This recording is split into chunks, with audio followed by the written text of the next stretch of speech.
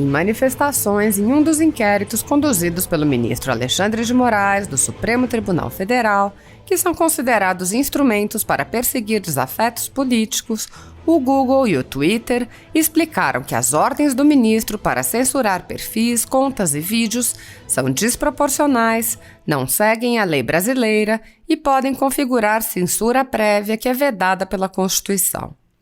Em inquérito aberto para investigar pessoas que se manifestaram no dia 7 de setembro, o ministro ordenou que as redes sociais bloqueassem páginas e perfis de cidadãos comuns e até de parlamentares, como foi o caso do deputado Ottoni de Paula, que também foi alvo de busca e apreensão. O ministro também mandou prender o jornalista Oswaldo Eustáquio, que não estava no país, e o caminhoneiro Zé Trovão, que também saiu do país. A ordem de prisão de Oswaldo Eustáquio foi revogada alguns dias depois. Na manifestação do Google, a empresa afirma que cumpriu a decisão do ministro, censurando vídeos desde o início do ano, ainda que a ordem não tenha apontado conteúdos ilícitos nos vídeos e páginas que foram retirados do ar. A empresa lembra que a Constituição do Brasil e o Marco Civil da Internet não prevêem esse tipo de ação. A empresa alerta: sem a indicação de conteúdo ilícito específico, acaba por se aproximar de uma forma de censura prévia e genérica. O Twitter também apontou que cumpriu a ordem de Moraes, mas entende que a medida pode se mostrar data máxima vênia desproporcional, podendo configurar-se inclusive como exemplo de censura prévia. O Google aponta ainda que, ao mandar censurar canais inteiros sem a indicação de quais conteúdos seriam ilícitos, haveria uma restrição genérica direcionada a certos indivíduos. A empresa explica ainda que a lei prevê que conteúdos específicos podem ser removidos por decisão judicial, mas o ministro Alexandre de Moraes transferiu esse poder de decisão ao Ministério Público e a delegados da Polícia Federal. Situação semelhante de censura genérica ocorre na decisão do ministro do TSE, Luiz Felipe Salomão, que vem confiscando a renda de canais conservadores como Bárbara do canal Te Atualizei e a Folha Política. Toda a renda da Folha Política está confiscada por ordem do ministro desde o dia 1º de julho de 2021. Assim como na decisão de Moraes, a decisão de Salomão não especifica quais conteúdos seriam considerados ilícitos e impõe um confisco genérico da renda gerada por todos os conteúdos. Segundo a velha imprensa, a intenção do ato é impedir a atividade da empresa ao impedi-la de obter renda com seu trabalho. A Folha Política reporta eventos da política brasileira, transmitindo e relatando atos e eventos dos 3 poderes. Entre os vídeos, cuja renda foi confiscada e bloqueada pelo ministro Luiz Felipe Salomão, estão transmissões de sessões do Senado Federal, da Câmara dos Deputados, da Presidência da República, do Supremo Tribunal Federal e do próprio Tribunal Superior Eleitoral, além de vídeos produzidos por políticos eleitos pelo povo, notícias pautadas pela documentalidade e pela publicidade e debates concernentes a temas relevantes para a democracia brasileira. Ademais, como não há delimitação temporal ou especificação de vídeos, também houve o bloqueio da renda de mais de 13 mil vídeos do canal Folha Política que foram publicados ao longo dos últimos anos. Sobre um estado de exceção que está imperando no Brasil, uma ditadura do Supremo Tribunal Federal instaurada no Brasil. É uma ditadura que está sendo instaurada no Brasil por esses ministros do Supremo Tribunal Federal. Gravemente ainda, pelo fato de 10 ministros terem conestado essa barbaridade que foi realizada. Mas eu quero só lembrar que o doutor Sérgio Dario fez uma análise profunda e geral sobre o aspecto da ilegalidade e inconstitucionalidade desses inquéritos e dessa portaria, mas ele, a sua tese é de que realmente é natimorto. O inquérito é natimorto, os inquéritos são natimortos, e a portaria também. Eu gostaria de discordar dele nessa conclusão, embora elogiando profundamente a sua descrição sobre as ilegalidades havidas. Não é natimorto, não. Ele tem um efeito brutal. Esses inquéritos têm um efeito enorme na sociedade, estão criando um constrangimento na sociedade, um medo na sociedade, um terror na sociedade, de falar mal dos ministros do Supremo Tribunal Federal. E isso é o que eles queriam, isso é que eles desejavam e desejam com o inquérito. Eles não querem nada que o inquérito seja julgado em primeira instância, que vá para lá, que seja arquivado, porque não tem consistência. Não interessa a mínima. Interessa que eles, ao prorrogar 6 meses, não prorrogando, agora com o aval de 10 ministros, tá certo? Vão prorrogar, é para criar o terror na sociedade, criar o estado de exceção que eles estão criando na sociedade. Esse é o objetivo. E, portanto, a questão aqui também, eu gostaria de elogiar muito todos os que falaram a respeito desse assunto, principalmente o doutor Greco também, que foi muito claro na sua posição.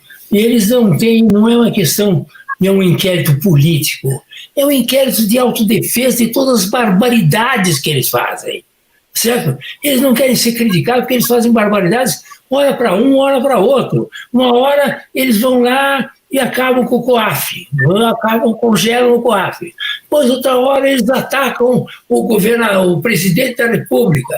Outra hora, eles atacam o PT. Outra hora, atacam o Centrão. Quer dizer, eles vão de acordo com os interesses do momento, interesses políticos dele. De modo que não é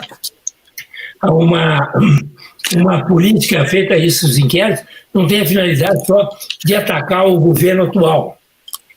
Atacar quem vier, conforme as convidências. O que eles querem é se autodefender, dizer, nós vamos criar todas as arbitrariedades e dominamos o país, porque eles dominam, o Supremo Tribunal Federal domina o país hoje, manda o país, dominação, aí no sentido bem político da palavra, dominam o país, tá certo?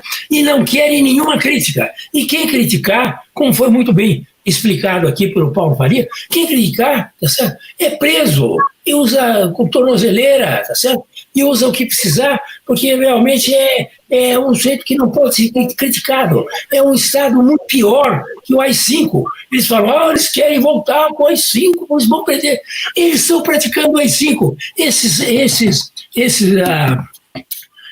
inquéritos são um AI-5. Qual é a diferença deles com o AI-5? Pelas arbitrariedades, pelas violências que eles fazem contra as suas vítimas. E eles, vítimas, criam vítimas, tá certo?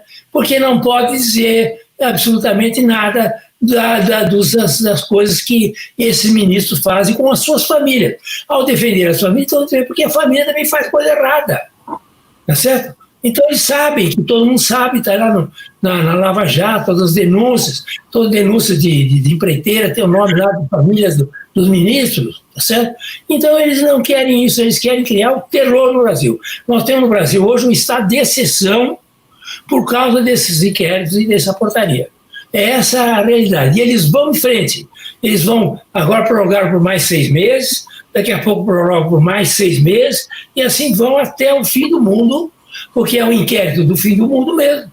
Então eles vão até o fim do mundo fazendo esse tipo de arbitrariedade contra a sociedade brasileira. Nós não temos mais um Estado democrático no Brasil. É conversa fiada. O Estado democrático brasileiro está suspenso, pelo menos. Não, há uma suspensão do Estado democrático de direito no Brasil enquanto vigera esse tipo de conduta e de inquéritos e portarias do Supremo Tribunal Federal. Deixa eu só acrescentar uma coisinha aqui. A turma tá agoniada querendo solução, não é? Eu estou vendo a galera toda aqui mandando mensagem, qual é a solução, qual é a solução, qual é a solução? Eu vou até submeter uma solução a vocês, eu posso estar um pouco louco, né, com tudo que está acontecendo, mas a nossa única alternativa não é contar com o Senado, porque a gente sabe que ali é uma troca, né, de gentileza. Então, quer dizer que aí eu particularmente, junto com o senador, né, que começou o mandato ano passado, nós propusemos o impeachment do Gilmar Mendes, e obviamente que isso não vai andar. né? Então, nós temos que ter, na verdade, mecanismos populares para que a coisa funcione. Então, a minha sugestão, já que a gente tem que ter uma sugestão, a minha sugestão, primeiro, nós temos que fazer uma PEC, um projeto de emenda à Constituição, prevendo uma iniciativa popular, obrigando o presidente do Senado a colocar em pauta os processos que digam a respeito aos impedimentos dos ministros do STF. Porque se não for assim, nós não temos os projetos de iniciativa popular para as leis, por que a gente não pode obrigar ao chefe do Congresso Nacional, ao chefe do Poder Legislativo, a fazer isso? Porque eles estão lá, eles são nossos representantes. Eles não são nada mais, nada menos do que nossos representantes. Mas de representantes eles não têm absolutamente nada. Então eles fazem aquilo que é do interesse deles, não do que é do interesse do povo. Então, primeira solução, nós temos que consertar a Constituição para colocar um meio, um instrumento na Constituição para que a gente possa efetivamente colocar, para que o povo possa efetivamente julgar os ministros do Supremo Tribunal Federal. Segundo, me explica como é que funciona o sistema de freios e contrapesos com o Supremo. Cadê o checks and balances? Cadê aquilo que a gente fala tanto em faculdade, que a gente fala tanto em evento? Isso não faz de conta. Não existe o sistema de freios e contrapesos. A gente sabe disso, né? O Supremo controla todo mundo, mas ninguém controla o Supremo. Então, o que nós temos que fazer? Nós temos que também ter um projeto de emenda à Constituição criando uma corregedoria especial para o Supremo Tribunal Federal, não compostas por ministros do Supremo. Ou seja, tem que ser pessoas alheias ao Supremo Tribunal Federal. Aí sim, a gente vai começar a ter um sistema de freios e contrapesos. Ou seja, 5 pessoas escolhidas, 5 juristas renomados, escolhidos das instituições OAB, Ministério Público, Magistratura, Congresso, não importa. Mas que esses 5 sejam isentos, não façam parte da Suprema Corte e possam, inclusive, afastar os ministros. Todos nós passamos por corregedoria. Eu já respondi vários processos da minha corregedoria. Quem trabalha responde processo da corregedoria. Então, assim, às vezes os amigos, né, que são novos do BP vêm reclamar comigo, né, tem uma representação contra mim. Eu falei, amigo, seja bem-vindo à família, é assim que funciona. Então, a gente tem que se explicar com a sociedade. Então, por que eles não se explicam? Então, na minha sugestão, para acabar com a agonia da galera aqui toda que está perguntando quais são as sugestões, na minha concepção, são 2 projetos de emenda à Constituição. Um, efetivamente, fazendo essa iniciativa popular, né? Para que o presidente do Senado, se ele não cumprir com o papel dele, porque ele é prevaricador, porque ele não cumpre com o papel, tem inúmeros pedidos de impeachment no Senado. Por que isso não se coloca em pauta? Ou seja, quer dizer que as vozes dos senadores não valem absolutamente nada? Segundo, a necessidade já passou do tempo, na verdade, de se ter uma corregedoria. Por quê? Que eles não são passíveis de serem punidos administrativamente? Por que isso não acontece? Ou seja, eles não são supremos. Supremo, quem for, e se for, é o tribunal, e não as pessoas que compõem o Supremo. Então, eu estava agoniado, era para poder falar isso antes que vocês fossem embora, né, para que vocês pudessem até criticar também um pouquinho aí. Gostaria